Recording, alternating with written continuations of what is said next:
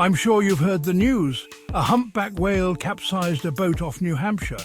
Let's dive into what really happened and why.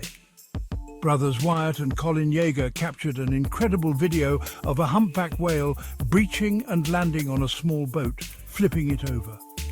While this might sound terrifying, marine experts say it was purely accidental.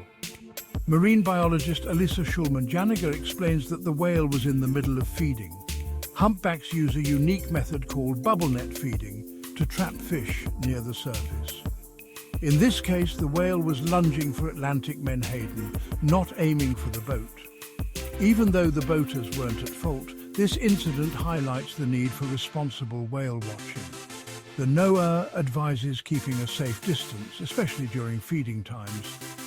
Remember, these gentle giants are just following their instincts. So, next time you're out on the water, keep your distance and respect the whales. It's a wild world out there, and we're just visitors in their ocean.